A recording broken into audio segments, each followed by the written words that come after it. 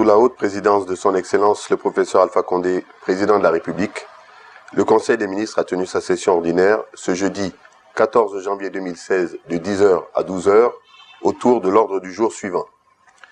1. Présentation des membres du gouvernement. 1. Rappel du principe de solidarité gouvernementale. 2. Compte rendu relatif au processus d'adoption de la loi de finances initiale pour l'année 2016.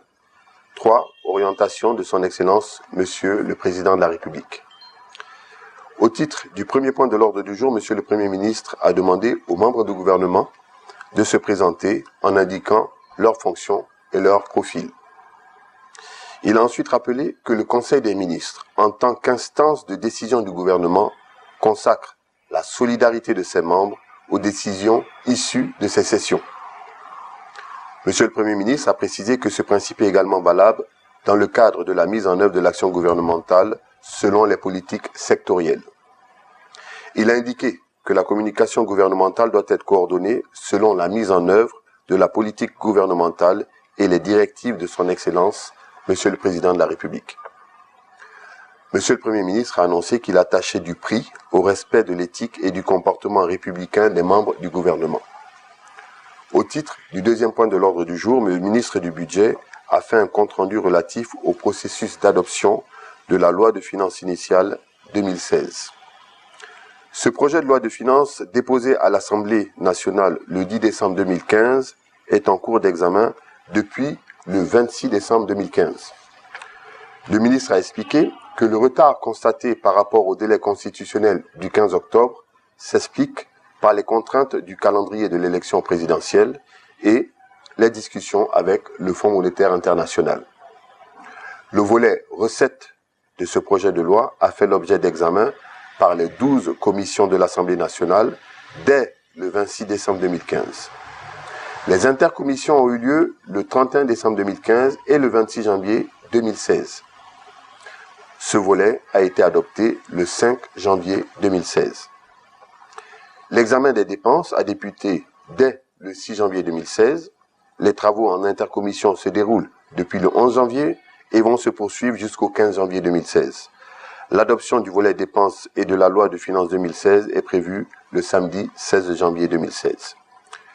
Le ministre a annoncé que les recettes et dons s'élèvent à 13 797 milliards, alors que les dépenses sont de 14 206 milliards. Le déficit budgétaire qui se dégage des ressources et dépenses de l'État se chiffre à 740 milliards.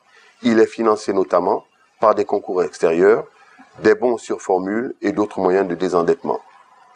Il a ensuite fait un exposé des différentes contraintes liées au projet de loi de finances 2016. S'agissant notamment de la réalisation des objectifs de recettes, le ministre a recommandé la mise en œuvre rapide des mesures fiscales et parafiscales adoptées par l'Assemblée nationale et la poursuite des réformes institutionnelles des régies de recettes. Au titre du troisième point de l'ordre du jour, son Excellence, Monsieur le Président de la République, a invité les ministres au respect des exigences de la bonne gouvernance dans la conduite de leur mission. Le chef de l'État a exigé qu'il soit mis fin à l'impunité à tous les niveaux.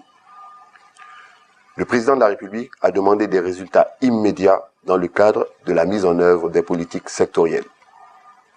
Le chef de l'État a souhaité une amélioration des méthodes de travail au niveau du fonctionnement de l'administration publique et le respect strict des attributions des départements telles que prévues par les textes. Le chef de l'État a annoncé que le Premier ministre recevra une lettre de mission comme feuille de route. Il reviendra à Monsieur le Premier ministre de faire parvenir les lettres de mission à chaque membre du gouvernement.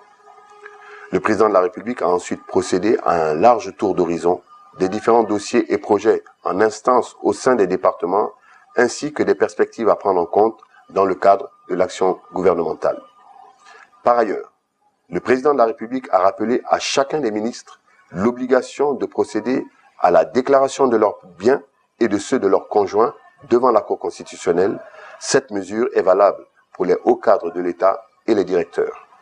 Avant de lever la séance, le Président de la République a donné de larges informations sur l'actualité sous-régionale. Le Conseil des ministres.